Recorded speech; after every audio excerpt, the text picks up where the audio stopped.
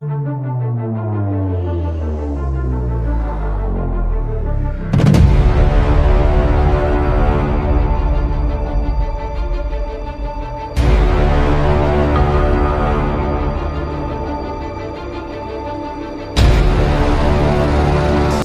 है आपका मेरे इस नॉलेज प्रोवाइडर के इस नए सेशन में। और आज हम बात करने वाले हैं बिल्कुल ही एक नए टॉपिक पे। तो टुडे आज हमारा जो डिफेंस टॉपिक है वो है MH-60R रोमियो हेलीकॉप्टर्स, जिनको सी हॉक हेलीकॉप्टर्स भी कहा जाता है। हमारे इंडियन नेवी के लिए क्यों ये सी हॉक हेलीकॉप्टर्स परचेज़ किया जा रहा है, जो कि ऑलमोस्ट 24 से 26 के अमाउंट में ये परचेज़ किया जा रहा है। इसके लिए सबसे पहले हमको फोकस करना होगा 1979 की ओर। 1979 में सबसे पहले हमारे नेवी में इनके प्लेसमेंट में, यानी समझना चाहिए कि हमारे नेवी में सबसे पहले इंट्रोड्यूस्ड हुए आपके सी किंग हेलीकॉप्टर्स। अब सी किंग हेलीकॉप्टर्स का काम क्या करता था, ये भी एज आ एंटी सबमरीन वॉरफेयर के लिए यूज़ होता था। अब एंटी सबमरीन वॉरफेयर या फिर आपके रिकॉनिसेंस या फिर आपके रेस्क्यू ऑपरेशंस, इन सब के लिए ऐसे हेलीकॉप्टर्स की नीड होती है। तो नेवी को बहुत ज़रूरत होती है ऐसे टाइप के हेलीकॉप्टर्स की, जो कि रेस्क्यू भी कर सके, आपके एंटी सबमरीन वॉरफेयर को भी अंजाम सके, रिकॉनेंस को भी कर सके, ट्रूप्स को डिप्लॉय कर सके। और ये ऐसे हेलीकॉप्टर्स होते हैं जो आपके या तो क्रूजर्स या तो फ्रिगेट्स या तो आपके एम्फीबियस वेसल्स या तो एयरक्राफ्ट कैरियर्स, किसी के ऊपर भी ये आराम से लैंड कर सकते हैं। तो इंडियन नेवी को अब फिर से ज़रूरत पड़ रही है ऐसे हेलीकॉप्टर्स की, जो नेवी को बहुत ज़्यादा सपोर्ट करते हैं। अब देखें कि सी किंग हेलीकॉप्टर्स अब काफ़ी ज़्यादा पुराने हो सके हैं। उनको लगभग समझ जाइए 48 ईयर्स के आसपास होने जा रहा है, या फिर 40 साल से इनकी ऊपर हो गई है। तो ऑब्वियस सी बात है, मशीन्स भी थोड़े देर में क्या होता है, रिटायर हो जाते हैं। तो अब इंडियन नेवी को नई नीड सता रही है, दैट इज़ अब नेवी के लिए कोई एंटी सबमरीन वॉरफेयर करने के लिए, रिकॉनेंस के लिए कोई मल्टी रोल हेलीकॉप्टर की या मल्टी रोल हेलीकॉप्टर की ज़रूरत यहाँ पर महसूस हो रही है। तो इसी के लिए हम परचेज़ कर रहे हैं फ्रॉम US, दैट इज़ 24 से 26 के अमाउंट में दैट पर्टिकुलर हेलीकॉप्टर, जिसको हम सी हॉक हेलीकॉप्टर्स या फिर MH-60R रोमियो हेलीकॉप्टर्स बोल रहे हैं। तो यहाँ पर जो हमारे एक्सिस्टिंग सी किंग हेलीकॉप्टर्स हैं, ये काफ़ी ज़्यादा अब पुराने हो चुके हैं। और रिसेंटली 14 साल से इंडियन गवर्नमेंट को इंडियन नेवी पुश कर रही थी that they need that naval helicopter again, जो मल्टी रोल कैटेगरी को परफॉर्म कर सके।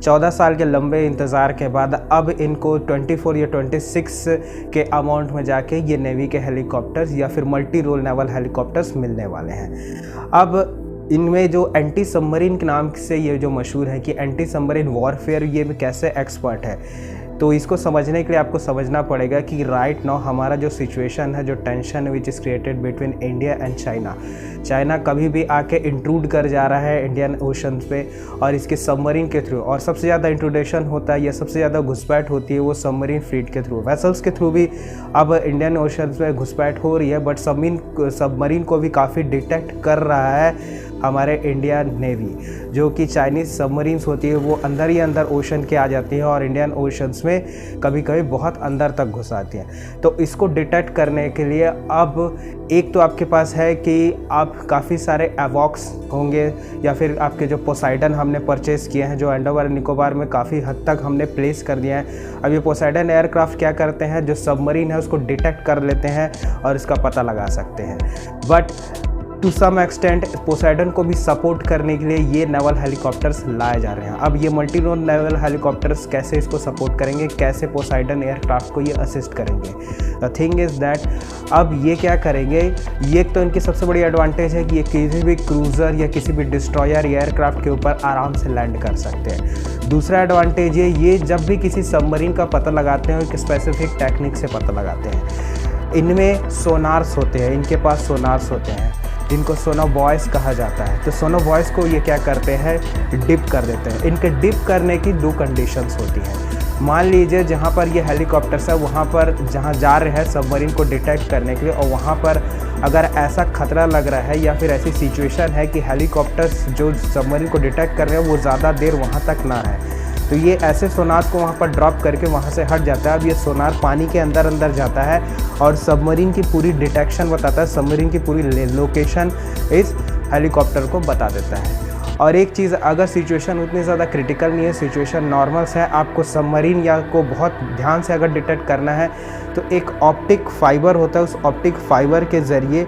ये अपने जो सोनार्स होते हैं उसको डिप करते हैं, जिसको सोनोबॉयस कहा जाता है। जैसे ही ओशन में ये सोनोबॉयस अंदर डिप होता है, ये जाके एक फ्रीक्वेंसी छोड़ने लगता है साउंड वेव की। अब ये फ्रीक्वेंसी जब साउंड वेव की छोड़ता है, उससे ये डिटेक्ट होके या कोई सबमरीन है उससे टकरा के ये साउंड वेव्स वापस आते हैं। जैसे ही साउंड वेव वापस आते हैं, इसको रिकॉग्नाइज कर लेता है ये सोनार और इसके इन्फॉर्मेशन दे देता है आपके, दैट इज़ हमारे MS-60R हेलीकॉप्टर को ये पूरी की पूरी इन्फॉर्मेशन प्रोवाइड कर देता है। जैसे ही आपके MS-60R हेलीकॉप्टर से उसका पता लगता है थ्रू सोनार्स, तो उसे MS-60R तुरंत इसके जवाबी कार्रवाई करते हैं, ऑपरेशन करते हैं। वो तुरंत इनके पास MK टॉर्पीडोज़ होते हैं, मार्क टॉर्पीडोज़ होते हैं, दैट इज़ 56 और 46 कोई भी टॉर्पीडोज़ इसमें फिट होती है, वो तुरंत इसको डिप्लॉय कर देते हैं। जैसे ही टॉर्पीडो यहाँ से रिलीज़ होकर छूटेगी, टॉर्पीडो जाके डिप कर जाती है वाटर में और अंदर जाके उस सबमरीन को डिटेक्ट करके उसको डिस्ट्रॉय कर देती है। तो इस तरीके से ये एंटी सबमरीन वॉरफेयर के लिए बहुत ज़्यादा एक्सपर्ट है। प्रॉब्लम हमारा ये भी है कि हम इतने जल्दी अमाउंट में अपने सबमरीन फ्लीट को इंक्रीज़ नहीं कर सकते। और दूसरी प्रॉब्लम अब ये भी हो रही है कि जो हमारे रशियन क्लास के, जो सिंधु घोष क्लास के जो सबमरीन्स थे, और वो जाके बहुत जल्दी रिटायर हो रहे हैं और एक एक करके इनको रिटायर भी किया जा रहा है, जिससे सबमरीन फ्लीट हमारी फिर से डिक्लाइन होगी। इसको ओवरकम करने के लिए काफ़ी सारे डिसीजंस लिए जा रहे हैं, जिसमें फ्रांस से हमारे जो कलवरी क्लास की सबमरीन से उनको मैन्युफैक्चर किया जा रहा है यहाँ पर, और उसके बाद आपकी अरिहंत क्लास की सबमरीन से उनको भी है, 2-3 तो आपके नेवी में अब डिप्लॉय भी होने लगे हैं। तो ये जब जाके इक्वल प्रपोर्शन में जाएंगे, तब जाके हमारी सबमरीन फ्लीट मेंटेन रहेगी। लेकिन सबमरीन फ्लीट को भी मेंटेन करना कोई बच्चों का खेल नहीं है। सबमरीन फ्लीट को भी हमको उतनी तेज़ी से मेंटेन करना पड़ेगा, तो धीरे धीरे हमारे सिंधु क्लास की पूरी सबमरीन कुछ वक्त के बाद रिटायर हो जाएंगी और उसकी जगह नए सबमरीन को लेना ही पड़ेगा। और साथ में हमको अपने नई स्ट्रेंथ को मेंटेन करने के लिए और ज़्यादा सबमरीन को मैन्युफैक्चर करना पड़ेगा। सो राइट नाउ अभी जो इंडक्शन हो रहा है वो कलवरी क्लास की सबमरीन्स का हो रहा है। धीरे धीरे करके आप देख रहे होगे कलवरी क्लास की सबमरीन्स इंडक्ट होते जा रही है, but at the same time यहाँ से आपकी सिंधु क्लास की जो सबमरीन से जो बहुत पुरानी हो सकी है, लगभग 30 साल पुरानी सबमरीन्स है, ये चीज़ हो रही है। फिर बात करें सुषुमार क्लास की जो सबमरीन्स हैं, जो जर्मनी के एसोसिएशन से ये डिज़ाइंड है, उनको भी फिर थोड़े समय में, कुछ साल बाद उनका भी वक्त आ जाएगा रिटायर करने का। तो इंडियन नेवी को इसके फ्लीट को मेंटेन करने के लगातार गवर्नमेंट को पुश करना पड़ रहा है कि वो सबमरीन की स्ट्रेंथ बनाए, और डिसीजन पे डिसीजन लिया जा रहा है ताकि नए सबमरीन्स को इंट्रोड्यूस किया जाए। तो इसी केस में इसको आपको ओवरकम करने के लिए ये नेवल यूटिलिटी आपके जो ये नेवल हेलीकॉप्टर है जो मल्टी रोल केस को परफॉर्म कर सकते हैं, वो चीज़ है। अब ये एंटी वॉरफेयर में ये काफ़ी सारे मल्टी रोल में तो मैंने आपको अभी बताया कि ये सिर्फ आपके एंटी सबमरीन को ही परफॉर्म नहीं कर सकता, ये आपके शिप्स को भी डिस्ट्रॉय कर सकता है थ्रू हेलफेयर मिसाइल्स। हेलफेयर मिसाइल से कैसे डिस्ट्रॉय करेगा इसको हम समझते हैं। इस हेलीकॉप्टर के राइट साइड और लेफ्ट साइड में पायलन्स निकले होते हैं, और ये पायलन्स में एक पायलन में 4 हेलफेयर मिसाइल्स को हम क्या कर सकते हैं, सेट कर सकते हैं। तो इधर 4 और इधर 4 मिला के लगभग आपके 8 हेलफायर मिसाइल्स हो जाएंगे।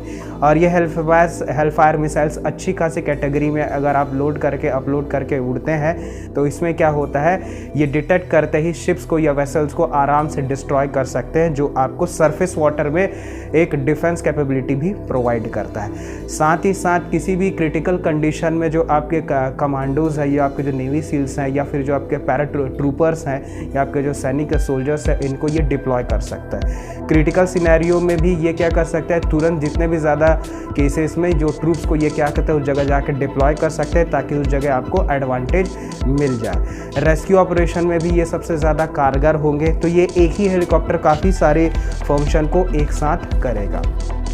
अब इन सब के बाद इसमें क्या होता है, ऐसी क्या स्पेसिफिकेशन है इस हेलीकॉप्टर में कि ये और ज़्यादा चीज़ को डिटेक्ट कर सकता है। जिसके बाद अगर बात करें, इसमें एक सिस्टम लगा होता है जिसको हम ESM बोलते हैं।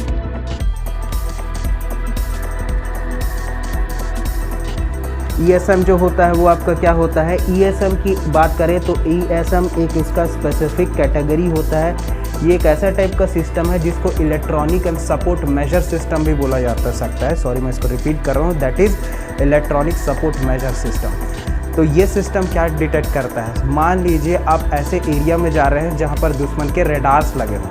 अब दुश्मन के रडार एरिया में जैसे ये हेलीकॉप्टर पेनिट्रेट करेगा या उसके रडार के रेंज के अंदर जाएगा, उस एरिया के अंदर घुसेगा, तो इसका जो ESM सिस्टम है ये इसको बता देगा कि आप दुश्मन के रडार सिस्टम में आ रहे हैं। उसके इलेक्ट्रिकल फ्रीक्वेंसी को ये डिटेक्ट कर लेता है और बता देगा, क्योंकि आप उसके इलेक्ट्रिकल फ्रीक्वेंसी या रडार फ्रीक्वेंसी के अंदर जाएंगे, ये फ्रीक्वेंसी उनको बता देगी कि आपके हेलीकॉप्टर्स उनके एरिया में घुस गए हैं।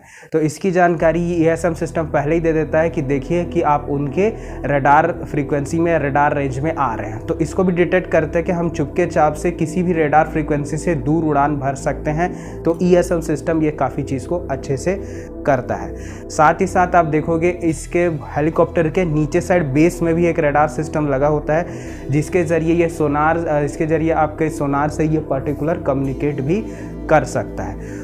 उसके बाद अगर हम देखें कि ये जो डेटा भेजता है, ये डेटा कहीं आपको सपोज सोनार या डेटा को डिटेक्ट कर रहा है और सोनार जो डेटा को भेज रहा है वो प्रॉपरली उस हेलीकॉप्टर तक पहुंचा है। आजकल कुछ ऐसा हो चुका है कि मान लीजिए वो सोनार जो इन्फॉर्मेशन दे रहा है उस हेलीकॉप्टर को वापस दे रहा होगा। मान लीजिए सोनार को डिप किया हेलीकॉप्टर ने और वहाँ से वो चला गया। अब समुद्र के अंदर ये जो सोनार इक्विपमेंट है ये पूरे इन्फॉर्मेशन कलेक्ट करके जो हेलीकॉप्टर तक भेज रहा है, रास्ते में हो सकता है दुश्मन के कोई हैकर्स इसको हैक कर ले और हैक करने के बाद उस सिस्टम या गलत इन्फॉर्मेशन प्रोवाइड करे, सिस्टम को हैक कर ले, जिससे प्रॉपर जो इन्फॉर्मेशन उस हेलीकॉप्टर तक पहुंच ही ना सके। तो इसका भी उन्होंने जुगाड़ खोज रखा है इस नेवल हेलीकॉप्टर्स में, मल्टी रोल हेलीकॉप्टर्स में। इसमें डेटा लिंक लगे होते हैं, एक सामने की हेड की ओर लगा हुआ और देखते हैं आप पीछे टेल की ओर भी एक डेटा लिंक लगा हुआ है। ये एक सिक्योर कनेक्शन रिसीव करता है आपके सोनार से, जिससे डेटा अनक्रिप्टेड होती है या डेटा पे कोई इधर उधर की चीज़ नहीं, आपको प्योर एंड सिक्योर डेटा उस हेलीकॉप्टर्स को मिलता है, जिससे डिसीजन लेने में काफ़ी ज़्यादा मदद मिलती है। तो ये भी एक टाइप का सिस्टम है जो बहुत ज़्यादा असिस्ट और बढ़िया है।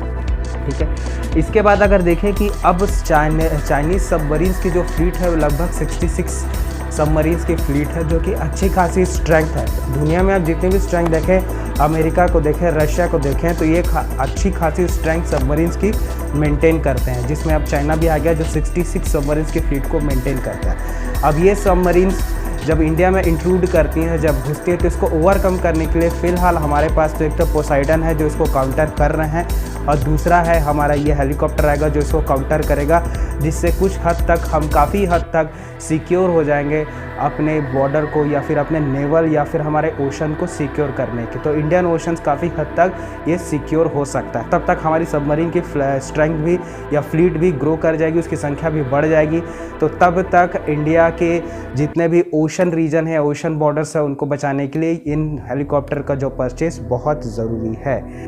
बात करें आगे चल के कि कौन कौन से हेलफायर मिसाइल के साथ और क्या है, ये कंटेन करता है आपका लाइट वेट टॉर्पीडोज़। लाइट वेट टॉर्पीडोज़ को भी ये कंटेन करता है। लाइट वेट टॉर्पीडोज़ के साथ हैवी टॉर्पीडोज़ को भी ये ले जा सकता है।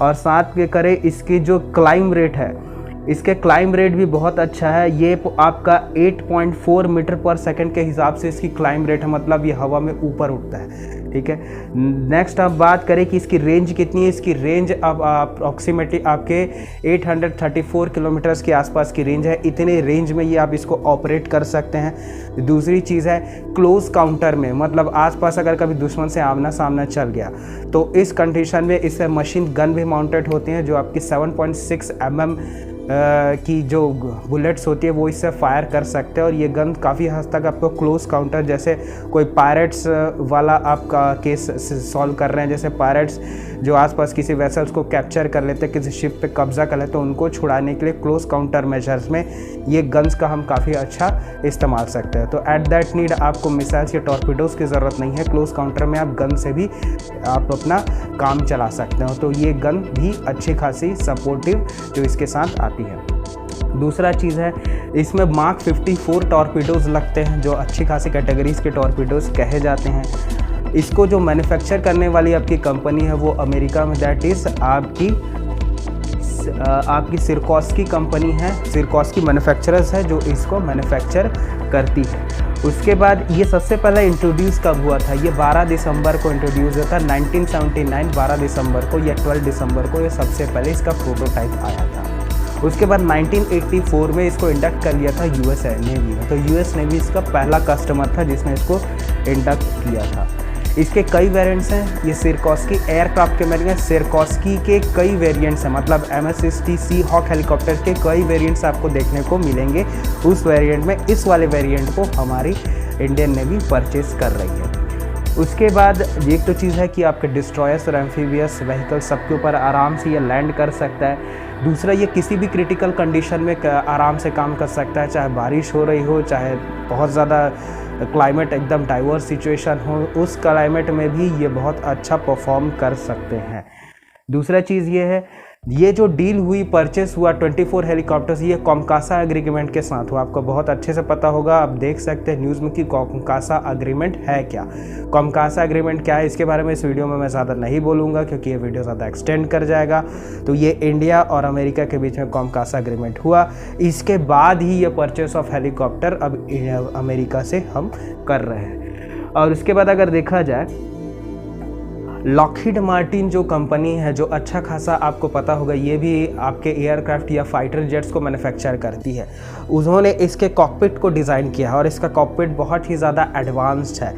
इसके कॉकपिट में आपको जितने भी नेविगेशन सिस्टम है, ग्लोबल पोजिशनिंग सिस्टम्स हैं और आपके ग्लोबल पोजिशनिंग सैटेलाइट सिस्टम्स हैं, ये सब इसमें इनबिल्ट है, अटैच्ड है, जो काफ़ी अच्छा ज़्यादा इसको इंड्योरेंस देते हैं, इसकी कैपेबिलिटी को बहुत ज़्यादा इंक्रीज़ कर देते हैं। और उसके बाद बात करें कि इसमें जो सोनार्स है वो क्या चीज़ है, इसको तो मैंने आपको बता दिया है। तो ये आपका क्या कर सकता है, ये आपके कॉम्बैट पर्पस के लिए भी यूज़ हो सकता है सबसे। और यूएस की नेवी में लगभग अपने 30 ईयर्स को कंप्लीट कर चुका है। इसके बाद आप ये भी देख सकते हैं कि इन नेवल हेलीकॉप्टर्स के साथ हमने अपाचे को भी परचेज़ किया है। अपाचे का भी मैं एक वीडियो बनाऊंगा जो हमारे नेक्स्ट वीडियो में रहेगा। अब बताइए मुझे, ये वाला जो मैंने इन्फॉर्मेशन आपको दिया, that is about MS-60R Romeo helicopters के बारे में, ये आपको कैसा लगा प्लीज़ मुझे बताइएगा। सब्सक्राइब।